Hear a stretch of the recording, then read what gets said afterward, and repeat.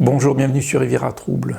Depuis plusieurs mois, Xi Jinping a opéré ce que de nombreux observateurs ont appelé un virage vers la gauche de la société chinoise. Certains pensaient que la prospérité et la mondialisation allaient soit faire imploser le régime communiste, soit transformer petit à petit la Chine en pays capitaliste et libéral sous l'autorité bienveillante d'un parti communiste plus humain. Or, il n'en est absolument rien. Bien au contraire, cela faisait des décennies que la Chine n'avait pas connu de tels bouleversements socio-économiques de tendance socialiste. Dans cette vidéo, dans un premier temps, nous allons voir quels sont ces changements, puis nous verrons que Xi Jinping ne fait que suivre la voie tracée par Deng Xiaoping et le Parti communiste chinois, et finalement nous verrons ce que ces changements peuvent entraîner quant à l'attitude de la Chine vis-à-vis de Taïwan.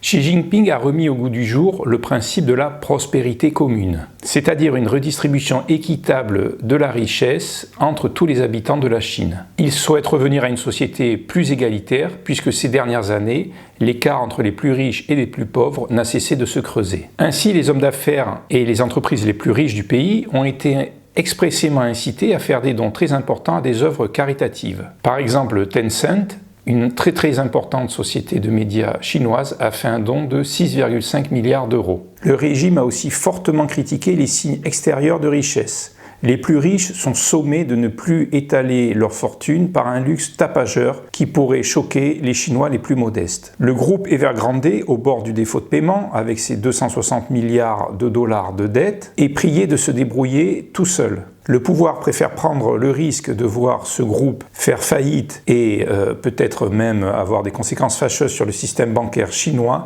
afin de donner une leçon aux chefs d'entreprise les plus cupides. Les changements économiques ont aussi pour but de renforcer et réaffirmer le pouvoir du PCC sur la Chine. Dans le monde occidental, les GAFAM sont considérés comme des États dans l'État. Ils influencent une grande partie de la population et leurs dirigeants sont considérés comme des stars. Mark Zuckerberg pour Meta, Facebook, ou même Elon Musk, le patron de Tesla. En Chine, le Parti communiste chinois ne peut pas accepter que des entreprises comme Alibaba ou Tencent puissent être aussi puissantes. Le privé ne peut pas dépasser le public. D'ailleurs, pour relever le pouvoir d'achat des Chinois, le régime n'a pas hésité à ordonner à toutes les entreprises de soutien scolaire de se transformer du jour au lendemain en fondation à but non lucratif. Les marchés financiers et les investisseurs étrangers ont été affolés et horrifiés par cette quasi-nationalisation aussi arbitraire que brutale. Au niveau sociétal, il y a eu des changements qui peuvent prêter à sourire, mais qui ont aussi un objectif bien précis. Les jeunes Chinois de moins de 18 ans ne pourront plus jouer que 3 heures par semaine à des jeux vidéo, les vendredis, samedis, dimanches, et 1 heure chaque jour pendant les vacances scolaires. Le régime a aussi décidé de bannir ce qu'on appelle en Chine les CC Idols, c'est-à-dire ce sont des boys bands ou des stars de la chanson masculine, extrêmement efféminées dans leur look ou leur attitude. Considérées comme des femmelettes, ces stars de la chanson auraient une mauvaise influence sur la virilité des jeunes hommes chinois.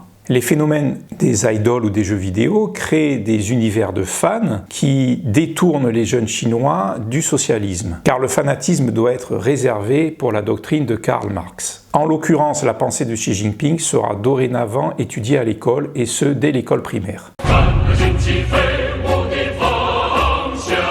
Suite à toutes ces mesures prises ces derniers mois, la grande majorité des spécialistes de la Chine ont dit que Xi Jinping faisait faire marche arrière à la Chine et qu'il s'inspirait de Mao Tse-tung pour diriger le pays. À Xi Jinping, on oppose Deng Xiaoping et ses 2 célèbres formules « Enrichissez-vous » à l'attention des Chinois et « Avancez masqué, cachez ses talents » pour définir les rapports de la Chine à l'international. Est-ce que Xi Jinping a renié Deng Xiaoping, le père de la modernité chinoise? Concernant la formule « avancer, cacher, masquer ses talents », on pourrait croire que Xi Jinping a commis une imprudence en éclairant d'une lumière crue toute la puissance chinoise. Cela a réveillé les réflexes de défense des pays de la zone Pacifique au niveau militaire, et cela pourrait aussi coûter à la Chine son statut privilégié de pays en voie de développement dont elle bénéficiait à l'OMC depuis 2001. Mais la Chine n'a plus à se cacher, elle a atteint son objectif, elle est devenue la 2e puissance mondiale. Et ce, grâce à de formidables transferts de technologie et de savoir-faire dont elle a bénéficié depuis 20 ans. Elle doit donc mettre en avant ses avancées technologiques pour conquérir des marchés économiques, et elle doit affirmer sa puissance militaire pour gagner en poids politique et devenir un modèle pour les pays refusant le leadership américain. Concernant la formule « enrichissez-vous », cette formule a créé l'illusion d'une volonté économique libérale chez Deng Xiaoping, puisqu'il avait aussi dit « peu importe que le chat soit noir ou blanc, s'il attrape la souris, c'est un bon chat ». Comme si peu importait le système économique de la Chine du moment que ce système enrichisse le pays. Mais au moment où Deng Xiaoping accède au pouvoir dans les années 70, le niveau économique de la Chine était au plus bas suite à toutes les expériences économiques calamiteuses de Mao Tse-tung. Si Deng Xiaoping a instillé une dose de capitalisme dans l'économie chinoise, c'était pour permettre à la Chine de décoller. On ne peut pas construire une société communisme à partir du néant. C'est contre la théorie même du marxisme. Deng Xiaoping a fait un petit peu comme Lénine en 1921 quand il a fait la NEP, la nouvelle politique économique, qui devait être temporaire et qui l'a été, et qui devait permettre au pays de décoller un petit peu, de s'enrichir pour ensuite continuer la construction du socialisme. Donc Xi Jinping qui veut taxer les riches, qui privatise ou stigmatise les entreprises les plus importantes, ne fait que passer au stade suivant de l'édification du socialisme à la chinoise. Certains Chinois sont devenus riches, il est temps qu'ils partagent avec les plus pauvres. Des entreprises sont devenues de véritables puissances mondiales, que ces entreprises se mettent au service du Parti communiste chinois. Lors du discours que Xi Jinping a prononcé sur la place Tiananmen le 1er juillet 2021 pour fêter le centenaire de la fondation du Parti communiste chinois, il a dit « Le Parti communiste chinois et le peuple chinois déclare solennellement au reste du monde que seul le socialisme peut sauver la Chine et que seul le socialisme lui permet de se développer. »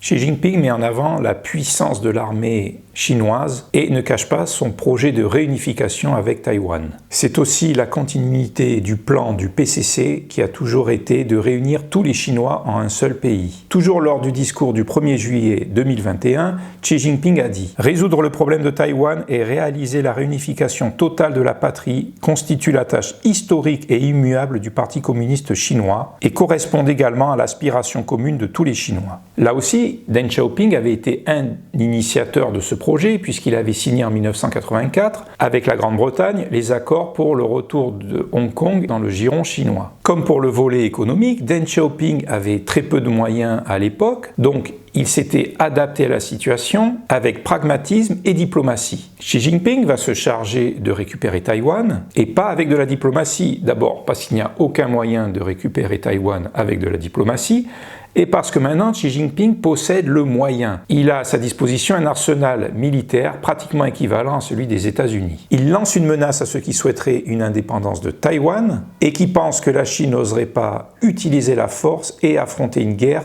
pour parvenir à ses fins. Les compatriotes des deux rives du détroit de Taïwan doivent s'unir pour le meilleur et pour le pire, avancer main dans la main, faire résolument échec à toute tentative visant l'indépendance de Taïwan. Nul ne doit sous-estimer la détermination, la volonté et la compétence du peuple chinois pour défendre la souveraineté nationale et l'intégrité du territoire. En guise de conclusion, on peut dire que ceux qui espéraient que la prospérité, la modernité, le Covid, les réseaux sociaux allaient affaiblir la mainmise du PCC sur la vie des Chinois en sont pour leurs frais. Le Parti communiste chinois, avec ses 95 millions de membres, ne s'effondrera pas. Et cette illusion d'occidentalisation de la Chine n'était qu'une étape sur le long chemin que le Parti communiste chinois veut accomplir pour réaliser le socialisme à la chinoise. Et concernant Taïwan, il y aura bel et bien une invasion militaire de l'île, quels que soient les risques de conflit que cela puisse créer. La Chine n'a pas peur d'une guerre. Je reprends une dernière fois une phrase tirée du discours et qui illustre bien les différences de notion de temps entre les dirigeants chinois et tous les autres dirigeants du monde. Durant les 100 dernières années, le parti a remis au peuple et à l'histoire une excellente réponse à leurs questions d'examen. Maintenant, ayant uni le peuple chinois autour de lui, il le conduit à aller passer un nouvel examen, l'atteinte de l'objectif du deuxième centenaire. Voilà, cette vidéo est terminée, j'espère que vous l'avez aimée. Si c'est le cas, merci de mettre un pouce bleu et de vous abonner à ma chaîne. Dites-nous en commentaire ce que vous pensez de cette reprise en main de la Chine par Xi Jinping et ce que cela augure pour le conflit pour Taïwan. Merci encore, je vous souhaite une bonne soirée, une bonne journée. Au revoir, salut, ciao!